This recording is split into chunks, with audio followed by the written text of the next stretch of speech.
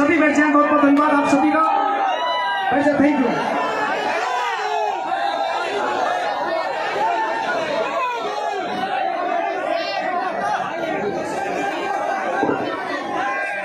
सभी बैठ जाए, सभी बैठ जाए। अरे फोटो बाबा को लग पाएंगे जो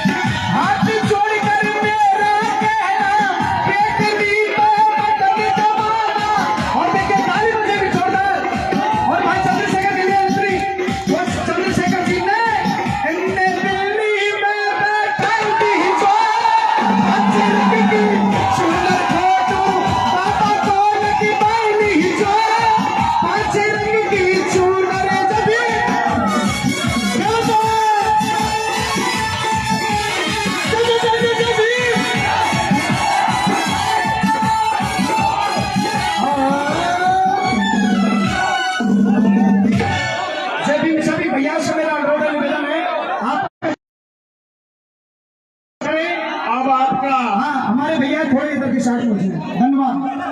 अलवर ग्रामीण की तरफ से भाई का चांदी के मुकुट के साथ स्वागत होगा। जोरदार तालियां।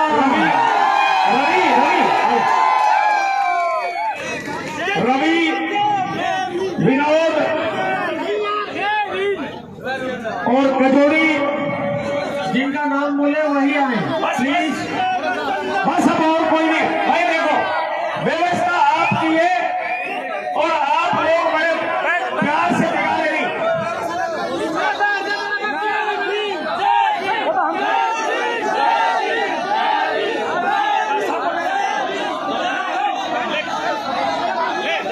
भाई लोगों शांति बनाए रखिए बिल्कुल।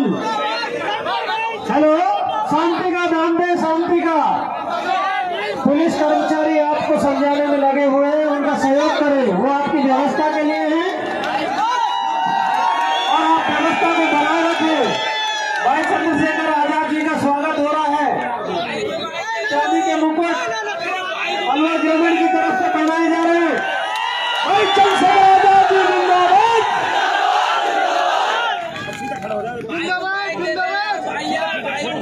भाई हमारे देवीराम जी का कहीं जहाँ पे हो माइक लेते हैं। देवीराम जी क्या कहीं माइक पर। भाई चंद्रशेखर आजाद जी संघर्ष करो, तुम्हारे साथ है। भाई चंद्रशेखर आजाद जी संघर्ष करो, तुम्हारे साथ है। जिंदाबाद जिंदाबाद जिंदाबाद जिंदाबाद। समाज पार्टी जिंदाबाद जिंदाबाद।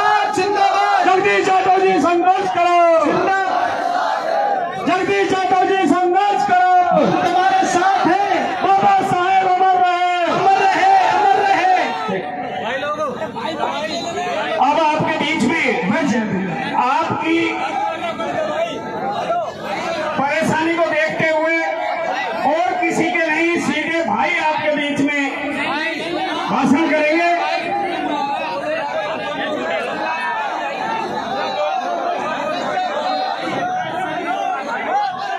एक बार जोरदार नारे लगाएंगे। बाबा साहब अमर रहे, बाबा साहब अमर रहे।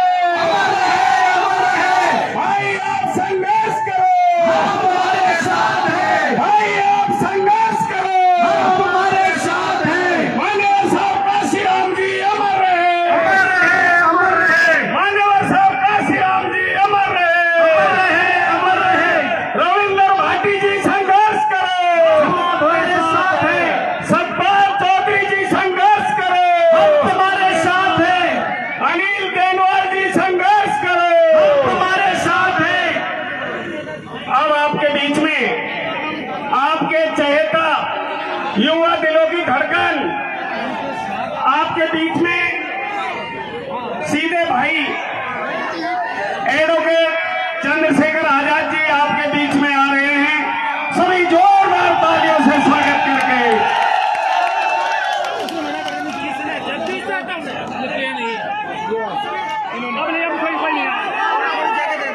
भैया सभी बैठ जाए। भैया देखो शोर ना करें, बैठ जाओ। जब तक आप लोग बैठोगे नहीं कोई बात नहीं होगी। जब आप लोग बैठ जाओगे तभी बात होगी।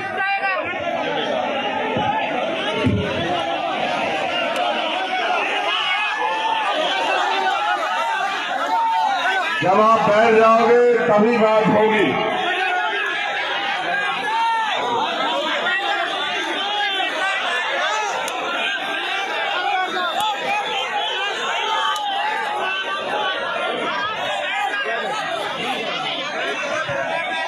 भैया इसको बंद कर दो, इंस्ट्रूमेंट खोल लो। मैं एक बार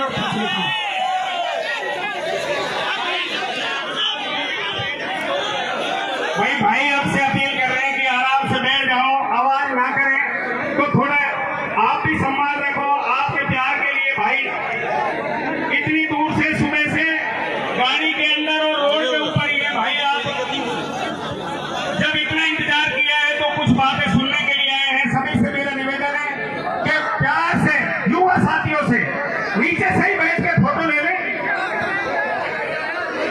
आगे हो जाओ, आगे हो जाओ। नीचे बैठे बैठे बैठे बैठे बैठे। मैं सिर्फ तुम्हारा उनकी वजह से तुम्हें कह रहा हूँ, वरना डांटता तुम्हें बहुत। आगे हो जाओ जरा से, वो बैठ जाएंगे वहाँ। तुमने खिलाफ कर दिया सबको। वहीं से देंगे ना, वहीं से देंगे बाइट। बैठो एक बार में, बैठो वरना मैं फिर मैं कोई बात नहीं रखूंगा अगर आप लोग नहीं बैठो।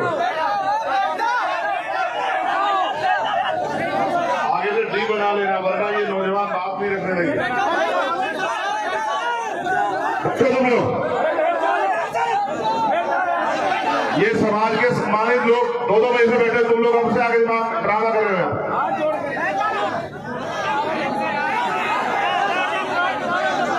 ये पुलिस के लोग इनको व्यवस्था क्यों नहीं करा रहे? आप लोग तो डी कैसे भर गई है?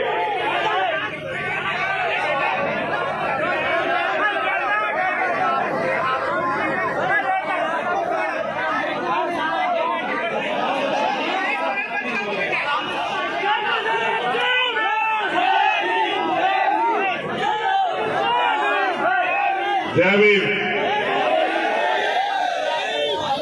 मैं सबसे पहले तो आप सबका धन्यवाद करता हूं और मैं माफी भी चाहता हूं कि आपको बहुत देर तक इंतजार करनी पड़ी। आपके यहाँ पे जहां तक मैं जानता हूं 4 साढ़े 4 बजे का प्रोग्राम था और अपने प्रोग्राम को सफल करने के लिए आप 12-1 बजे यहाँ आ गए थे और अब 10 बज रहे, 9 घंटे से आप लोग इंतजार कर रहे हैं। मुझे इस बात का बहुत दुख है, मैं माफी चाहता हूं आप लोगों से। लेकिन मैं भी आपसे बताना चाहता हूं कि आप प्यार इतना करते हैं, पूरे रास्ते पे लोग ही लोग थे। कोई गांव, कोई कस्बा, कोई सिटी ऐसी नहीं थी जहां से गाड़ी प्यार से निकल जाती, हाथ जोड़ जोड़ के गाड़ी यहां तक पहुंची। और वो भी तब जब रामगढ़ वालों का प्रोग्राम कैंसिल करना पड़ा, तब मैं आपके बीच में 10 बजे पहुंच पाया।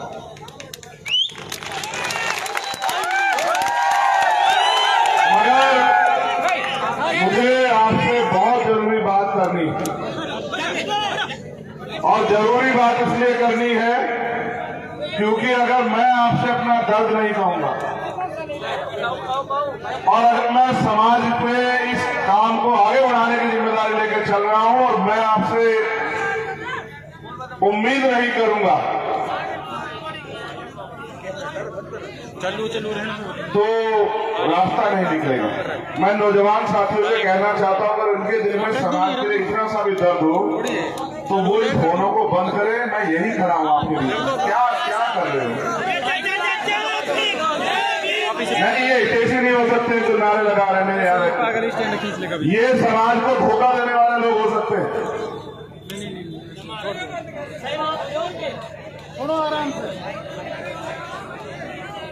देखो, जिस समाज के युवा समाज की जीते जी लड़ाई नहीं लड़ते, वो जीते जी भी मरे हुए के समान होते हैं। लेकिन जिस समाज के युवा गैर जिम्मेदार हो जाए, नालायक हो जाए, नशेड़ी हो जाए, लापरवाह हो जाए, उस समाज के वजूद को आज नहीं तो कल खतरा होकर रहेगा। ये बात मेरी याद रखना आप लोग। मुझे बड़ी तकलीफ से बात कहनी पड़ रही है अलवर में खड़े होकर कि यहाँ के 30 साल से ज्यादा उम्र के लोग ज्यादा जिम्मेदार हैं, यहाँ का नौजवान कम जिम्मेदार है। मुझे बात कहनी पड़ रही बड़ी तकलीफ के साथ, क्योंकि हमारे सरपंच यहाँ बैठे हैं, हमारे समाज का की नाक यहाँ बैठे हैं बहुजन समाज के, लेकिन 9 घंटे में उन्होंने 1 मिनट के लिए अपनी जगह नहीं छोड़ेगी। बिल्कुल पूरी ईमानदारी से बैठे हुए हैं। और ये जो अभी भीड़ में से यहाँ आए, ये पूरे कार्यक्रम को अपने हिसाब से चलाना चाहते हैं। एक समय देगा समाज, तुम्हें अवसर देगा चलाना। जब तुम्हारी पीठ पे समाज का बोझ होगा, तुम्हें एहसास हो जाएगा कि हल्ला मचाने से कितने काम सफल होते हैं। चिल्लाने से, बोलने से नहीं सफल होता, तैयारी करने से सफल होता है। बहुजन समाज में जन्मे सभी संतों गुरुओं महापुरुषों को नमन करता हूं। नमन इसलिए करता हूं, उनको पूजने के लिए नहीं, उनकी तस्वीरों पर माला चढ़ाने के लिए नहीं, उनको नमन इसलिए करता हूं कि उन्होंने ना दिन देखा, ना रात देखी, ना धूप देखा, ना छांव देखी। उन्होंने अपने सुख सुविधाएं देखी, अपने बच्चे और खुद के जीवन को हमारे ऊपर कुर्बान किया। और ना होते हमारे रहबर तो आज आपका ये खून इस मंच पे खड़े होकर अपनी बात को नहीं रख रहा होता, और ये कुर्सियां नहीं लगी होती अगर नहीं होते हमारे रहबर जिन्होंने अपना सब कुछ कुर्बान कर दिया कि उनकी आने वाली नस्लें इस देश में गुलामी का जीवन ना जिए। ये जो आज मिला है, ये आज की देन नहीं है मेरे लोगों। इतिहास याद करो, इसकी शुरुआत गुलामी के समय राष्ट्रपिता ज्योतिबा फुले ने शुरू की। उनको गुरु मान के डॉक्टर बाबा साहब अम्बेडकर ने आगे बढ़ाई। उनसे सीख लेके अपनी क्लास 1 की नौकरी छोड़ के लात मार के नौकरी पे मान्यवर काशीराम साहब ने इसको आगे बढ़ाया। और आज इस समाज के कंधों पर जिम्मेदारी है कि अपने परिवार के साथ अपने समाज और अपने महापुरुषों के आंदोलन को कामयाब करने के लिए काम करें। आप ये सोचो, अगर आप महापुरुषों की सच्ची औलादे हो तो मुझे जवाब दो कि महापुरुषों का कारवा पूरा नहीं हुआ, हम लोग चैन से कैसे सो सकते हैं? आप बताओ। महापुरुषों का कारवा अधूरा है, महापुरुषों के सपने अधूरे हैं। समाज आज भी रोटी रोटी के लिए मोहताज है, जुल्म जाति बढ़ रही है, लोगों के पास पीने के लिए साफ पानी नहीं है, पहनने के लिए अच्छे कपड़े नहीं है, खाने के लिए अच्छा भोजन नहीं है, ढकने के लिए पक्की छत नहीं है। जाति के नाम पर अन्याय हो रहा है, धर्म के नाम पर अन्याय हो रहा है, खाल उतारी जा रही है गरीबों की। जितेंद्र मेघवाल, इंद्र मेघवाल, कार्तिक भील, ओम प्रकाश रैगर, हाथों का मामला कितनी घटनाएं याद दिलाओ, नासिर, जुनैद, असगर, तोला गुजर, क्या क्या याद दिलाओ आपको?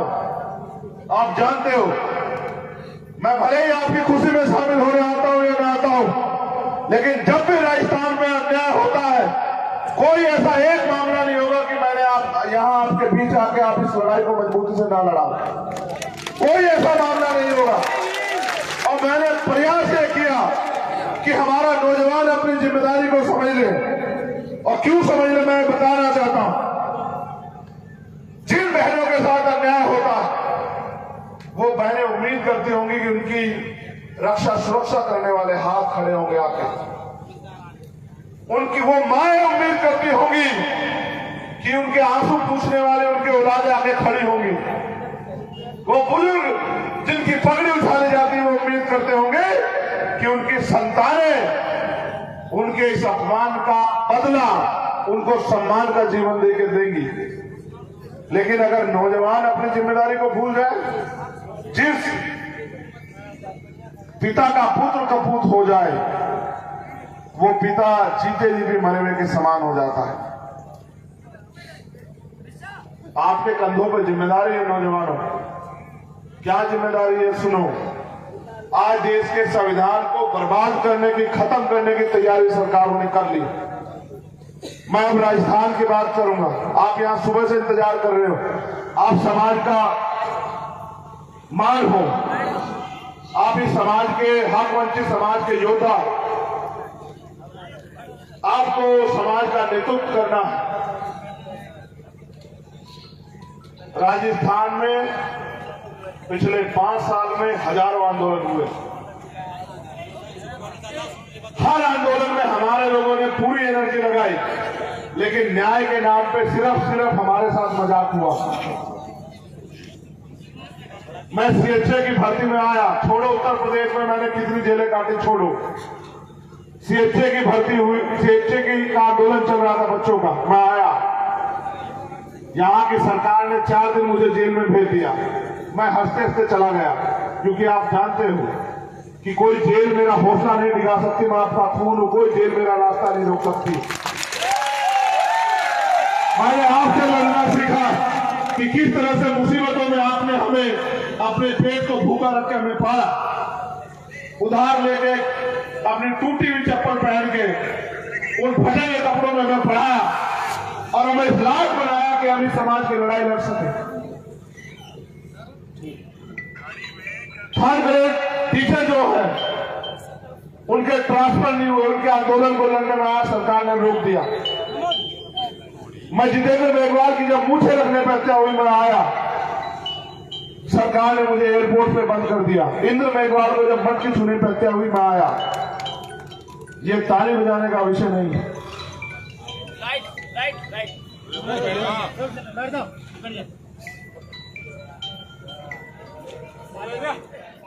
मटकी छूने पे जब आपके बच्चे की हत्या हुई तो मैं आया, और सरकार ने 4 बार मुझे लौटाया, वापिस दिल्ली छोड़ के आई। ओम प्रकाश रेगे ने सुसाइड कर लिया क्योंकि उसके पिता का अपमान हुआ, उसके पिता को पीटा गया, उसके पिता को अपमानित किया गया, वो बच्चा न्याय नहीं दिला पाया, उसने सुसाइड कर लिया। उसकी लाश को लेकर 3 दिन में बैठा रहा आंदोलन में। आप ये बताओ, जो सरकार आपको अन्याय होने पर न्याय भी ना दे, वो सरकार आपकी तरक्की सुनिश्चित कर देगी क्या?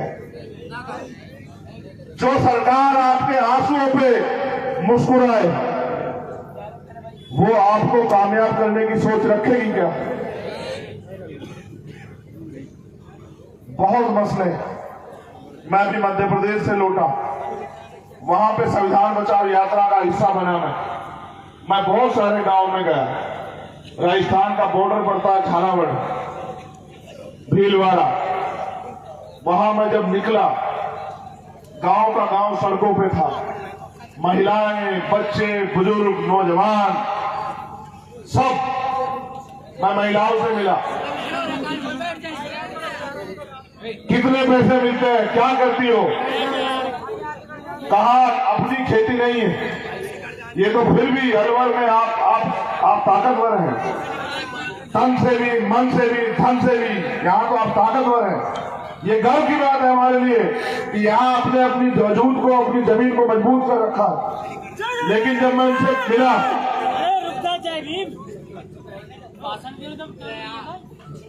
जब मैं मिला तो मैंने पूछा क्या करती हो, कहा कि दूसरों खेतों में काम करते हैं। हमने कहा क्या मिलता है, कि 150-200 रुपए। हमने पूछा घर चल जाता है क्या, तो कहा चलाना पड़ता है। और जब ये बात वो कह रही थी उनके आंसू टपक रहे थे। मैं नौजवानों से मिला, क्या करते हो, कि भैया गुजरात में काम करते हैं। तो मैंने कहा तुम यहाँ के रहने वाले गुजरात क्यों जाते हो, कोई रोजगार नहीं। महाराष्ट्र जाते हैं मुंबई काम करने के लिए, क्या काम करते, लेबर का। और मैंने कहा यहाँ क्यों, क्या पता लगा आप आ रहे हैं, आपसे प्यार करते हैं, आपको देखने के लिए टीवी पे देखा, आपको देखने के लिए चले आए काम छोड़ के। तो मैंने उनसे पूछा कि मुझसे क्या उम्मीद करते हो। तो उन्होंने जो मुझसे कहा वो बहुत मेरे लिए बड़ा भावुक पल था, कि हमें ऐसा लगता है कि बाबा साहब अम्बेडकर की 21वीं सदी में हमारी तरक्की का जो सपना बाबा साहब ने देखा था वो आपके आंदोलन से पूरा होगा, हमें ये लगता है। इसलिए हम लोग गुजरात से, महाराष्ट्र से राजस्थान चले आए। और ये सच भी है, पढ़े लिखे नौजवान बेरोजगार घूम रहे हैं, सरकार कहती है हम पे ठेका नहीं है। और ये मैं राजस्थान सरकार के लिए नहीं कह रहा, क्योंकि मैं तो देश में घूमता। मैं अगर आपसे दर्द बताऊंगा तो आप सुन नहीं पाओगे। मैं सिद्धार्थनगर हम गए, भगवान बुद्ध की धरती, कपिल वस्तु। जब मैं रात को 9 बजे सभा करके निकला, और मेरे नौजवानों सुनो और अमल करो और देखो क्या हालात है तुम्हारे, कि जिस गांव के बाहर से निकलता वहीं बहनें माएं लोटा लेके खड़ी हुई। जिस समाज की बच्चियां, महिलाएं, बहनें, जिनको सड़क पे इस तरह से खड़े होकर अपमानित होना पड़े, वो समाज के नेता कैसे सो जाएं घर में पड़े? उस समाज की आने वाली पीढ़ियां कैसे चैन की नींद सो जाए? इसलिए घूमता रहता हूं, इस जिम्मेदारी को समझते हुए कि जेल से भी लड़ लूंगा, सीबीआई, ईडी, इनकम टैक्स से भी लड़ लूंगा, एनआईए से भी लड़ लूंगा, झूठे मुकदमों से भी लड़ लूंगा, जेल भी चला जाऊंगा और गोली भी खा लूंगा। लेकिन जब तक आपको जगा ना दूं, जब तक आपका मनोबल बढ़ा के आपको तरक्की के लिए खड़ा ना कर दूं, तब तक रुकने का नहीं। आप नहीं समझते, मुझे नहीं बनना राजस्थान में एमपी एमएलए, आप जानते हैं इस बात को। मैंने जहां जन्म लिया, मैं खून आपका हूं, लेकिन वहां 403 सीटें हैं विधानसभा की, और लोकसभा की 80 सीटें हैं। आपके यहां 10 सीटें हैं। आपके यहां विधानसभा की 200 सीटें हैं, मेरे यहां आपसे दुगनी सीटें। आपके यहां लोकसभा की 10 सीटें, मेरे यहां आपसे 8 गुना ज्यादा, 25 है, आपसे 3 गुना के लगभग ज्यादा। मगर मैं यहां इसलिए हूं क्योंकि जहां, अगर यहां भी आपको दर्द हो रहा है, तो उस दर्द की तकलीफ मुझे भी। और अगर मैं समाज को परिवार मानता हूं तो ये तकलीफ होनी चाहिए, मुझे भी होनी चाहिए और आपको भी होनी चाहिए। अगर हर तरफ में अन्याय हो तो अलवर को तकलीफ होनी चाहिए, अगर उन्नाव में अन्याय हो तो अलवर को तकलीफ होनी चाहिए, और अगर किशनगढ़ में अन्याय हो, अगर पाली में अन्याय हो, अगर उदयपुर में अन्याय हो, तो आपको भी तकलीफ होनी चाहिए कि आपकी कौम के साथ अन्याय हो रहा। पूरा दिन हो गया हमें निकले हुए, और जब मैं आज से अलग हट के माओ बहनों से मिलता हूं, उनकी बातें बता देती है कि वो कितनी तकलीफ में। आप बताओ, अलवर को तो मैं जानता हूं जो हमारी राजधानी है, ये हमारी मजबूत राजधानी है, मगर आप बताओ क्या पूरे देश में या पूरे मध्य राजस्थान में हमारी स्थिति ऐसी है? आप बताओ। अगर स्थिति ऐसी नहीं है तो ऐसी स्थिति अच्छी कैसे होगी? आप बताओ। आज सब लोग कह रहे हैं संविधान को खतरा है। आप मानते हैं संविधान को खतरा है? हाथ उठा के बताओ जो लोग मानते हैं। मेरा एक सवाल है आपसे, तमाम राजनीतिक दल यहां हैं, तमाम नेता यहां हैं, फिर उन सबके रहते खतरा कैसे हो गया? आप बताओ। इसका मतलब वो अपना काम ईमानदारी से, क्योंकि अगर वो अपना काम ईमानदारी से करें तो फिर संविधान पे खतरा कैसे हो गया आप बताओ।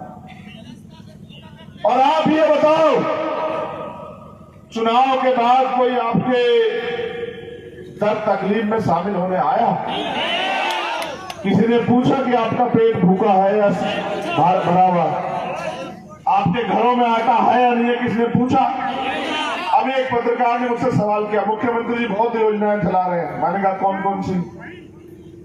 कहा वो सिलेंडर सस्ता कर दिया है और एक दो योजनाएं और बताई। मैंने पूछा भाई कब चलाई? अभी अभी। मैंने कहा क्यों? 4.5 साल में कोई और मुख्यमंत्री था क्या? 4.5 साल यहाँ जनता नहीं रह रही थी? पलायन करके देखे लोग यहाँ से, जो 4.5 साल बाद चुनाव आने पर मुख्यमंत्री को याद आया कि इनके हितों के लिए कुछ करना। फिर मैंने उनको बताया कि इसका सच क्या है, तुम भी सुन लो। पहले चुनाव से 1-2 दिन पहले रात के अंधेरे में वोट के खरीदार आते थे थैले में पैसे लेके, और गरीबों को ये कहते थे वोट तो आपको देनी है, उनको देने की बजाय हमें दे देना, कुछ पैसे ले लो आपके घर चल जाएंगे। और हमारे लोग अपने बच्चों के रोटी के लिए कुछ पैसा मिल जाए इस वजह से उनको वोट देते थे। इसको वोट की खरीदारी कहते हैं। पहले वो खरीदारी रात के अंधेरे में होती थी, क्योंकि उस समय हमारे नेता आंख से आंख मिला के इनसे लड़ रहे थे। अब हमारे नेता थोड़े से चुप हो गए हैं, अब दिन के उजाले में खरीदारी हो रही है। आप ये बताओ, ये खरीदारी नहीं है तो और क्या है कि कुछ पैसे ले लो और वोट हमारी पार्टी को दे दो? क्या ये आपके वोट की खरीदारी नहीं है? क्या है या नहीं है बताओ? तो बाबा साहब अम्बेडकर ने अपने 4 बच्चों कुर्बान करके वोट का अधिकार हमें बिकने के लिए दिया है कि? इस वोट से हम देश की गद्दी में बैठे नरेंद्र मोदी को रोड मिनिस्टर बना सकते हैं अगर हम चाहें।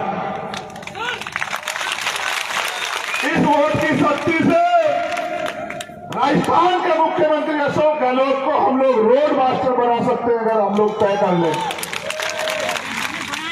ये तो बात हुई रोड मास्टर बनाने की, लेकिन इस वोट की शक्ति से हम अपने बीच के व्यक्ति को इतना ताकतवर भी बना सकते हैं कि वो आपकी सारी पीड़ाएं हर ले, आपकी एक एक परेशानियों को खत्म कर दे। क्योंकि संख्या तो हमारे देश में बहुत है बहुजन समाज के लोगों की, लेकिन समस्या भी हमारी इतनी है और संख्या से हल नहीं होगा। हल होगा जब वोट की शक्ति बना के आप अपना राज स्थापित करोगे।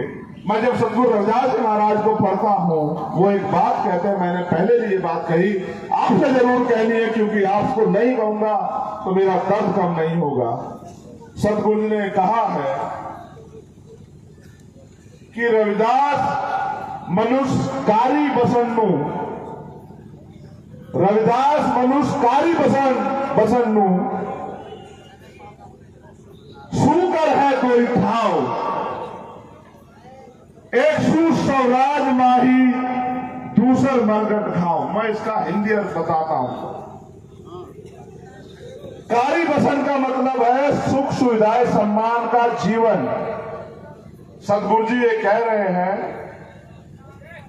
कि सुख सुविधा और सम्मान का जीवन अगर चाहिए उसके 2 रास्ते हैं सुख शांति से जीने के। पहला, स्वराज कि अपना राज हो तो सुख शांति से जी सकते हैं, वरना मरघट गांव, जब हम शमशान चले जाएंगे तो सुख शांति आएगी, क्योंकि फिर नहीं पता क्या हो रहा है।